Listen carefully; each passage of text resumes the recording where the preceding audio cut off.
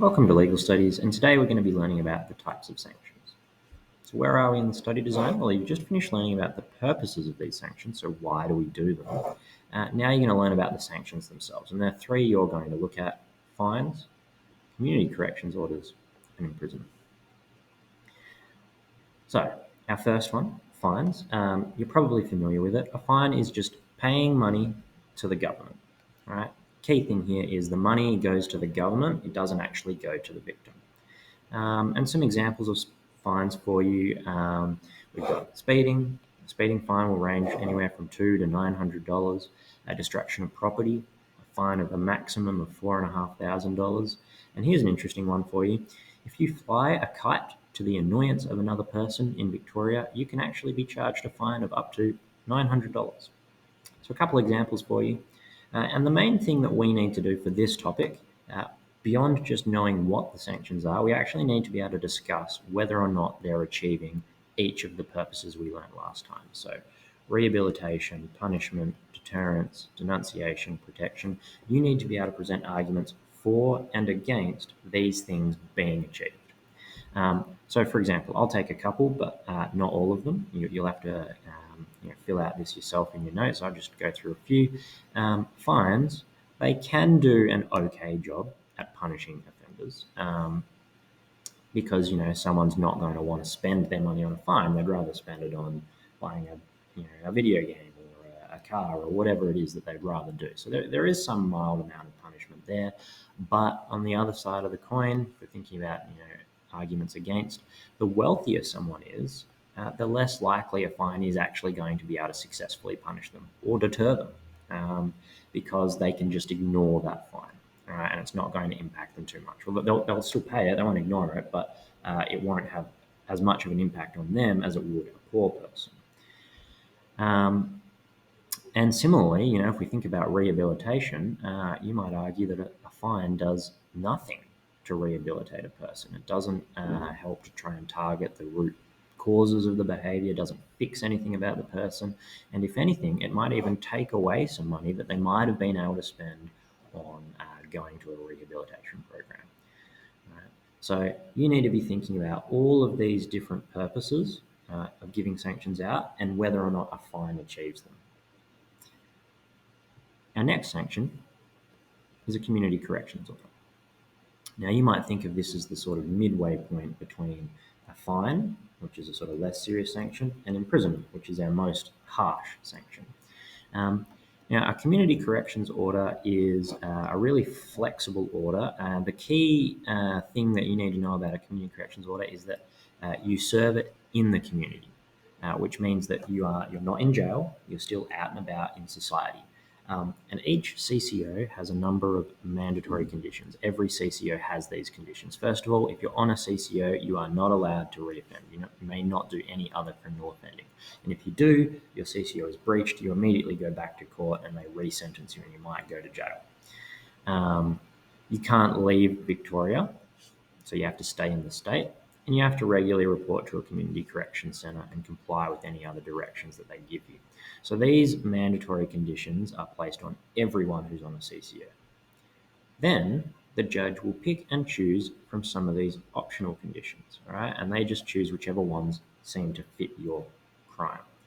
So, for example, they could require that you go to some sort of rehab program. They could force you to do some sort of community work up to a total of 600 hours. Note here, this is another common misconception about community corrections orders. You don't have to do community service as a part of a corrections order. It's just one of the options that a judge can force you to do. So not every community corrections order is going to involve community service work. Some of them won't. Other things that the judge can require you to do, they could force you not to contact or associate with a particular person. For example, if you've been committing your crimes with another person consistently, the judge might tell you that you're no longer allowed to contact that person during the course of your CCO. They could require you to live in a specific place or not live in a specific place. Perhaps if there's a family violence issue, they might require you not to live at the family home. They could require you to stay away from places, such as places you've been committing crimes. They could give you a curfew. So there's all sorts of optional conditions that a judge can pick and choose from, right, and require you to follow them. Now, because of that flexibility, CCOs can be really quite effective at achieving each of these purposes. And I'll just go through a few. So, for example, rehabilitation can be really strongly achieved because one of the optional conditions a judge can choose is to require you to go to a rehabilitation program. They can provide punishment because some of the options again are quite harsh, such as working up to 600 unpaid hours of community service. That could be something that someone would rather not do, and therefore they view it as a punishment. This too, if they view it as harsh enough, is going to deter people. And then thinking about some arguments for and against whether or not protection is provided. For example, on the one hand, CCOs can protect society because we can place conditions such that you're not allowed to go to a particular place where you've been committing crimes, or you're not allowed to contact a particular person. These are things that can make sure that you're not doing any further harm to the community. On the other hand, if we think about weaknesses here, you're still out and about. You're free within the community, which means you do have the opportunity to commit further crimes. So protection is not fully achieved by a CCO. All right, so again, this is the process we need to go through. We need to be able to talk about each of these purposes and whether or not a sanction, reasons why it can be good at it, and reasons why it's not perfect at achieving these things. And then our final sanction is one you're probably familiar with: imprisonment. And this is our harshest sanction that we have in Australia. We're removing that person from society and replacing them in jail. So again, we need to be thinking about, does it achieve these purposes? Right? And it does to some extent, and some of them it actually fails to achieve. So rehabilitation, there is some extent to which prison allows us to achieve rehabilitation. Once you're in jail, you do have access to some rehabilitation programs, but the ability to achieve rehabilitation can be quite limited. One, because of the availability of drugs in prison. Unfortunately, that can make it harder for people to rehabilitate themselves.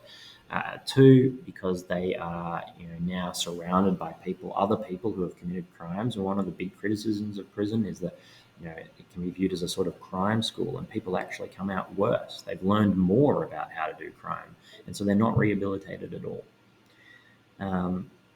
You might argue that it's very effective at achieving punishment, on the other hand, because it's the harshest sanction we've got. It removes your freedom, your liberty, and people are not going to enjoy that. So not only will it punish, that's also going to be an extreme deterrent for people.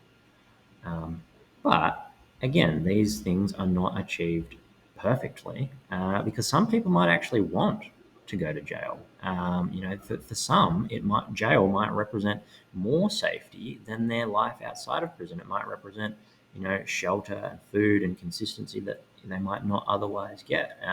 So it's not going to be a perfect punishment. It's not going to be a perfect deterrent for all people. Even protection, something we think prison might do really strongly because they're removing the offender from society. That's not perfect either, because after the sentence is over, the offender is going to come back into society and they're going to have the opportunity to commit crimes again. So that's this topic finished. And really, the main thing you need to be able to do here is, as we've been doing on each of these 3 slides, you need to be able to think about each of these purposes and does the sanction achieve these things, or are there weaknesses? Are there occasions where it's not going to be perfect? And that's it.